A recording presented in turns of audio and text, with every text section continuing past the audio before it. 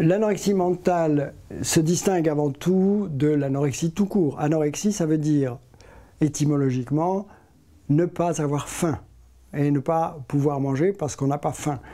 Ça arrive par exemple dans des tas de maladies, il suffit d'avoir la grippe pour vivre un moment d'inappétence, de perte de l'appétit. Dans l'anorexie mentale, il y a cette dimension d'un trouble psychique ou psychologique, à savoir que la restriction alimentaire, le fait de moins manger ou de perdre du poids provient d'un problème psychologique. Ça n'est pas parce que je manque d'appétit, c'est parce que je ne veux plus ou ne peux plus manger. C'est le premier critère de l'anorexie mentale, critère diagnostic A, c'est je restreins mon alimentation, j'ai des comportements de restriction ou de purge d'ailleurs, qui peuvent être des vomissements, des prises de laxatifs, ou bien encore un excès d'activité physique, ou tout ça à la fois. C'est ça qui va entraîner une diminution progressive du poids, plus ou moins sévère, plus ou moins rapide.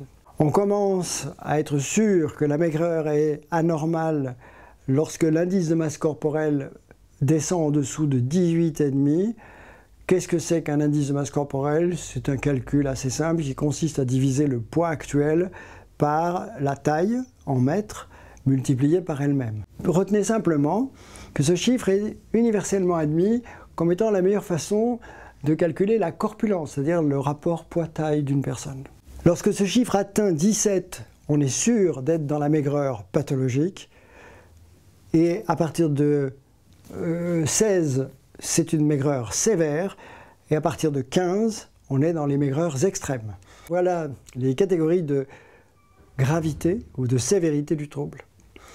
Donc le premier critère, c'est j'ai perdu énormément de poids, ou en tout cas de façon significative, et je l'ai fait en restreignant mon alimentation ou en faisant trop d'exercice physique ou en vomissant par exemple. Le deuxième critère, c'est le fait de ne pas réussir à voir cette maigreur et d'autre part d'avoir une peur panique de prendre du poids.